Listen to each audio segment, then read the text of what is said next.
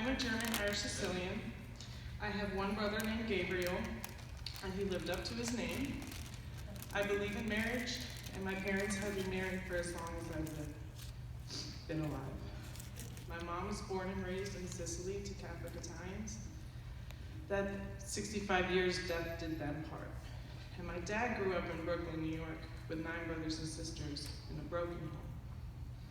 It does make a difference in how I was raised. Picture it, Sicily, 1965. My mother raised by both parents, and they were very strict. She's the only girl of 4 brothers, and my grandmother, according to my mother, played favorites big time. She didn't care for my mom because she was daddy's girl, and she would get her dad's attention, and she didn't like that. So much so that one day, to get her in trouble with her father, she pulled a gun out on her to confess to something she didn't even do. My dad grew up without a dad because he died from alcohol complications very young, and my aunt raised them because my grandmother had to work 2 to 3 jobs. He says he pretty much grew up in the streets. 2 different worlds. My mom was very hard on me, and my dad was a lot harder. And they would fight over me all the time. And she made a point to let me know that it was all my fault. I was always punished, and I was daddy's little girl, but from a big distance.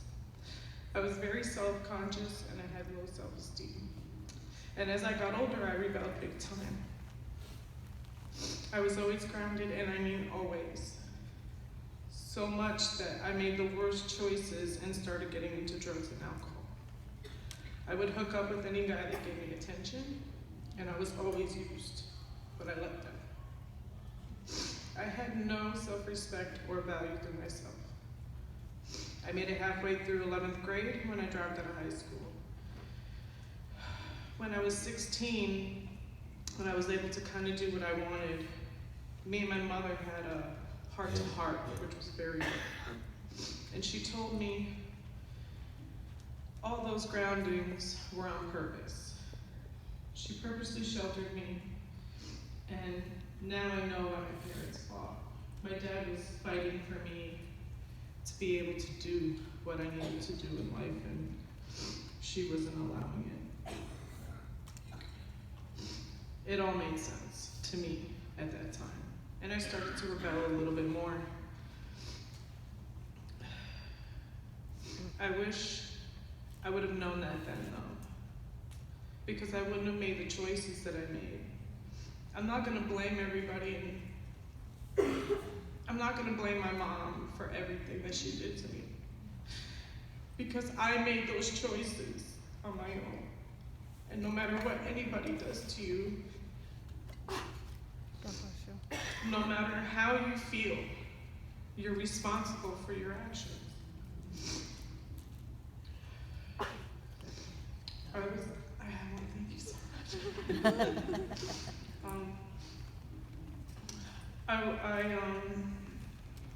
I was baptized Lutheran and grew up in the church.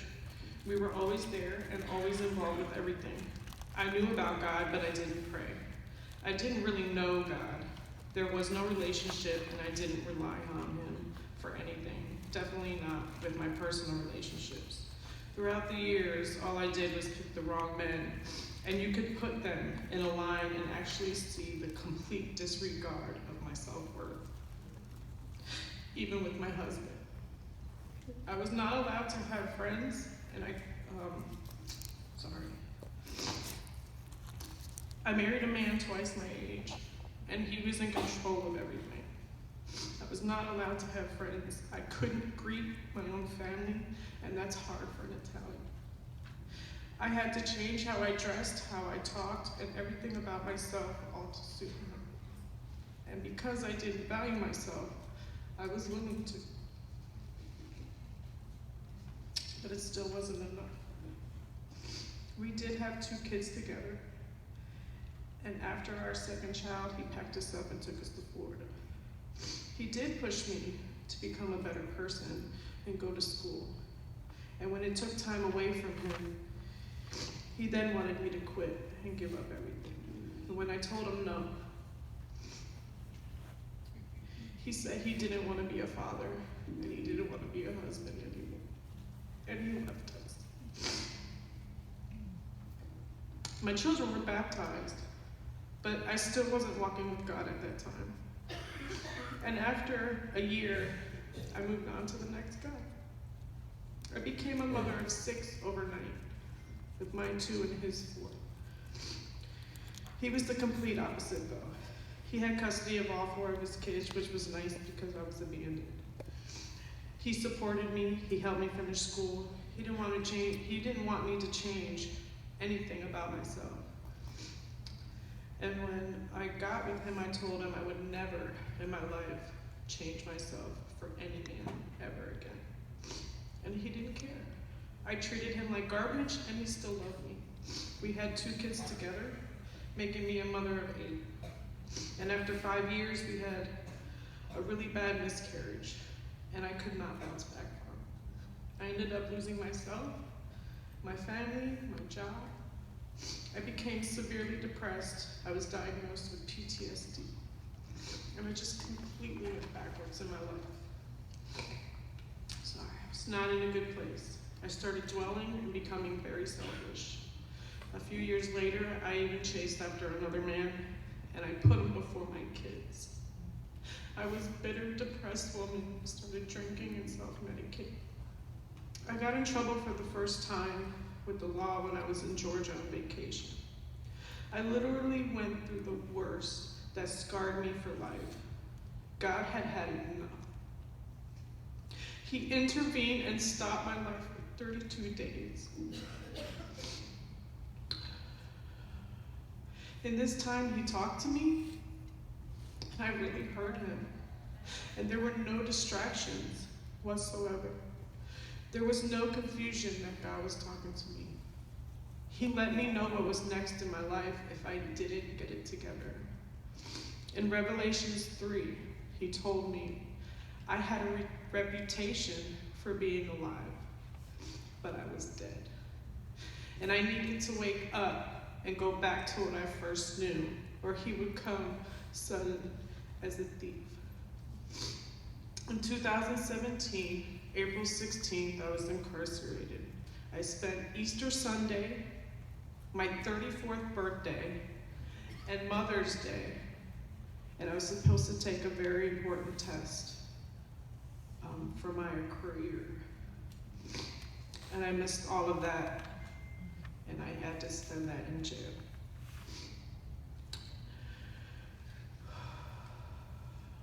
I couldn't talk to my kids and any of my family. It was my realization call. He sent me back to Ohio to be with my kids, and I found the Salvation Army through the community service hours. I had to work off, I then got the kids involved in the learning zone and slowly started attending church and started to volunteer all my free time. I want to say that every time I tried to walk away from the Salvation Army to do other things, God kept bringing me back.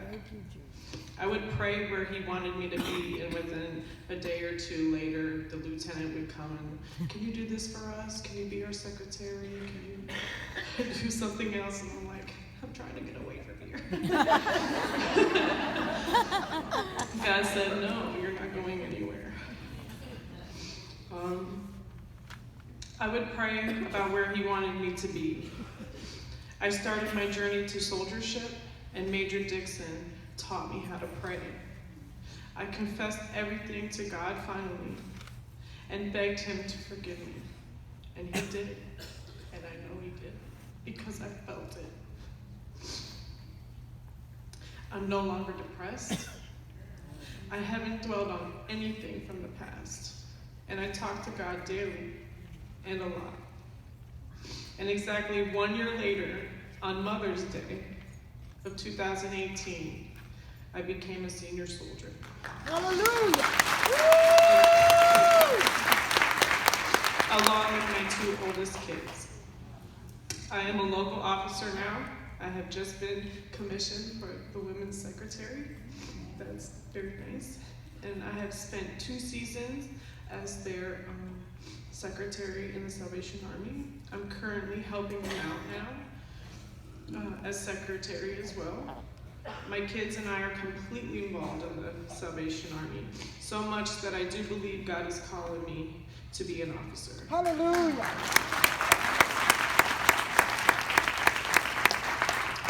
On March 3rd, that just passed of this year, I gave my first sermon. I don't want anything to do with the man. The only man I put before myself and my children is God. He is a jealous God, and I know he was tired of me putting others before him. He has definitely repurposed my life, and all I do is what he wants. And all I can do is praise him and thank him for forgiving me and giving me another chance at life. I know that when I'm ready, he will provide my life with someone who he wants me to be with. And I also have come to terms that if I am to be on my own, then I'm okay and I'm going to trust in him. I'm not lucky, I'm blessed. And I'm so grateful to be here. Never change yourself to suit others. God made you exactly the way you are. He wants you for every flaw and every blemish that you have, because that's what he created. When God calls, he will qualify you for his purpose. All you need to do is listen to his voice. He will guide you. And I sat in this front row last year for my first women's ministry and said, that could never be me up there. And here I am where God wants me to be. Hallelujah. This was given to me this morning, and I really wanted to share it with everybody. It says, today's test is tomorrow's testimony. So what you're going through, God is going to get you through. God bless you all. Amen.